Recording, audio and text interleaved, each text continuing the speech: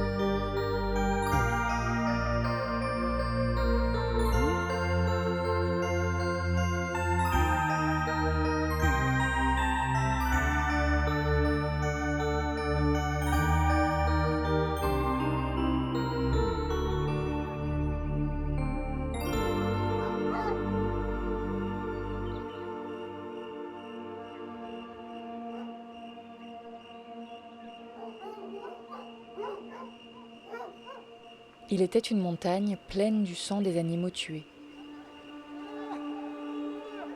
Le jour avait déjà réduit l'ombre des choses de moitié, le soleil étant à mi-course, lorsque, d'une voix douce, Actéon appela ses compagnons de travail en différents lieux dispersés.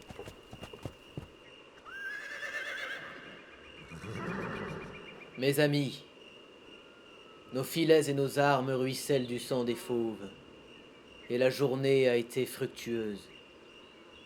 Lorsque l'aurore, portée par son char safrané, ramènera le jour, nous nous remettrons au travail. Le soleil, pour l'heure, est à son zénith, et ses exhalaisons craquellent les champs. Cessez votre travail, relevez vos filets noueux. Les hommes obéissent et suspendent leur activité.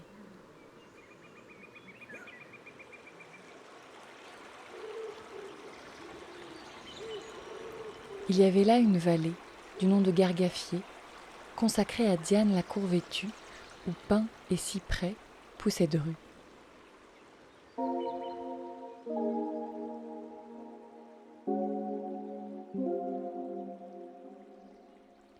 Tout au fond de cette retraite, une grotte sacrée qu'aucune main d'artiste jamais n'avait touchée.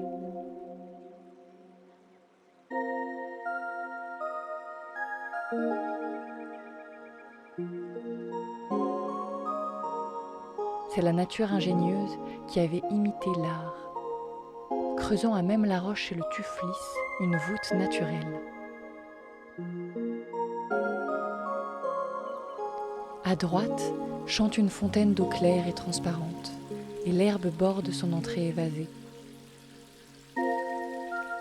C'est ici que la déesse des forêts, fatiguée de la chasse, venait souvent plonger son corps virginal dans l'eau pure.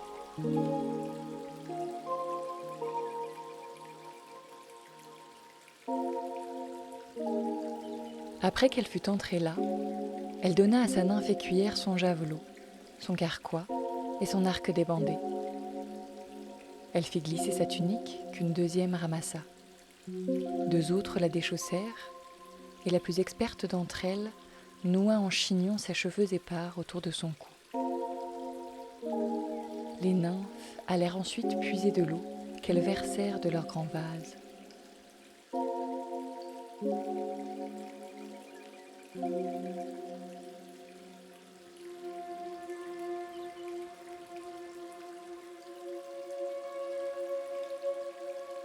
Pendant que Diane se douchait là comme à l'accoutumée, voilà qu'Actéon, qui s'offrait une pause et avançait sans but précis à travers ce bois inconnu, parvint au lieu sacré.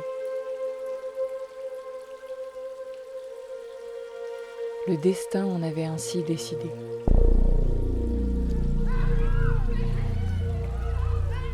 À peine fut-il entré dans la grotte aux eaux ruisselantes qu'à la vue de cet homme, les nymphes, qui étaient nues, se frappèrent la poitrine et emplirent le bois entier de hurlements soudains. En cercle autour de Diane, elles la protégèrent de leur corps. Or, la déesse, plus grande qu'elles toutes, les dépasse d'une bonne tête.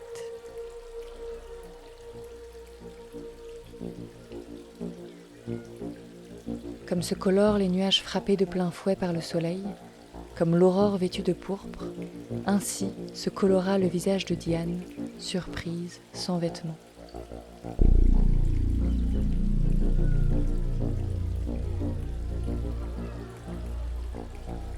Bien que le groupe de ses suivantes se serra autour d'elle, elle se pencha de côté, détourna la tête, et n'ayant pas à portée de main les flèches qu'elle eût voulu, elle puisa de l'eau et la jeta au visage du jeune homme. Pendant qu'elle inondait ses cheveux de cette eau vengeresse, elle ajouta ces mots, présage du malheur qui l'attendait. Va donc maintenant raconter que tu m'as vu sans voile, si tu le peux. Et sans autre menace, elle pose sur la tête inondée les ramures d'un cerf fougueux.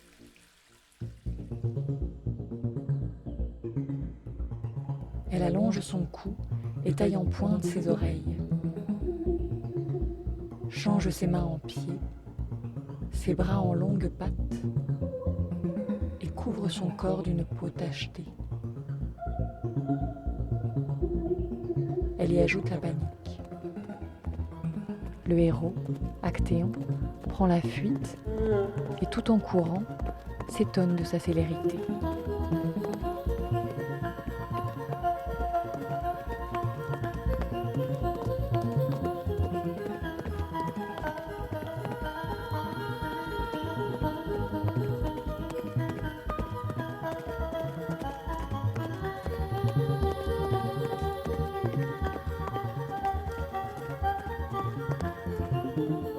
Sitôt qu'il aperçoit ses cornes dans les eaux familières, il va pour s'écrier. « Pauvre de moi !» Mais il reste sans voix. Il gémit. Voilà tout son langage. Et ses larmes coulent sur une face inconnue. De naguère, seule lui reste la pensée. Que faire ? Rentrer chez soi, dans le palais royal ? Ou se cacher dans les forêts. De ceci, il a peur, et de cela, il a honte. Pendant qu'il hésite, ses chiens l'ont aperçu. Et d'abord Mélampus et le sagace Harpalos l'ont signalé en aboyant. D'autres accourent, plus vite qu'un vent impétueux. La meute, que cette proie excite, dévale à travers rochers, éboulis, rocailles impraticables, là où le chemin est difficile. Lui, il fuit, sur les lieux mêmes où il avait été tant de fois poursuivant. Hélas, il fuit ses propres serviteurs, voulant crier « C'est moi, Actéon ! Reconnaissez votre maître !» Sa volonté n'a plus les mots.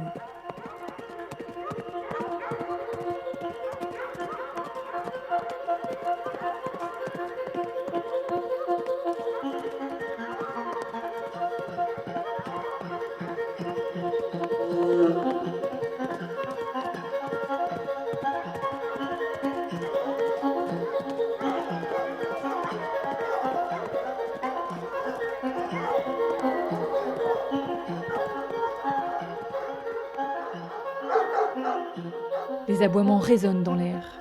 Mélampus est le premier à déchirer son dos, suivi par Théridamas. Harpalos reste accroché à son épaule. Partis plus tard, ils ont pris un raccourci à travers les montagnes. Tandis qu'ils retiennent leur maître, toute la meute fait masse et leur croc se plante dans son corps. Il n'y a déjà plus d'endroit où le mordre.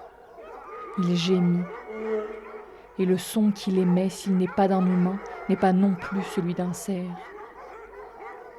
Il remplit ces hauteurs connues de cris funèbres. Et les genoux fléchis, suppliant comme un homme qui prie, il tourne en tous sens ses pattes et son visage muet.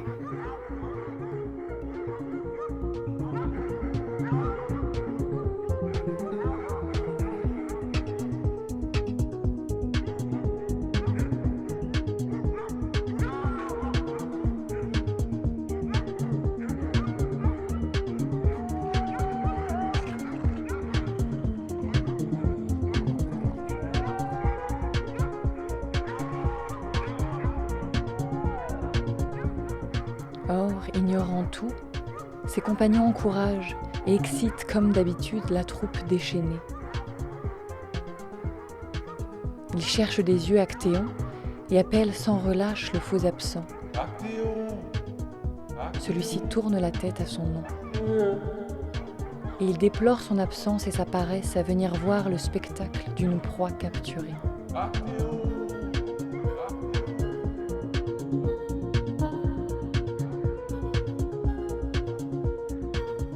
Comme il voudrait être ailleurs. Mais il est là. Comme il voudrait voir, plutôt qu'éprouver, la sauvagerie de ses chiens.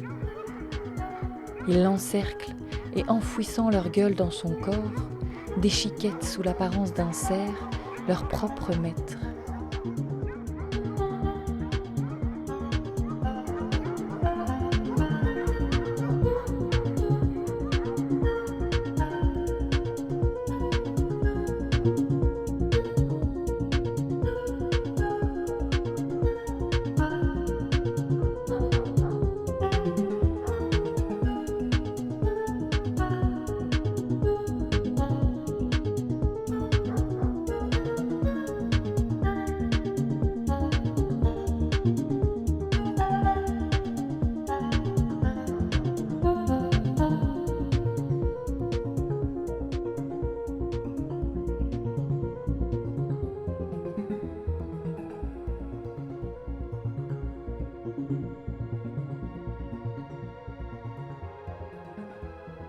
Ce fut seulement lorsque tant de blessures eurent mis fin à sa vie que fut rassasiée, dit-on, la colère de Diane au Carquois.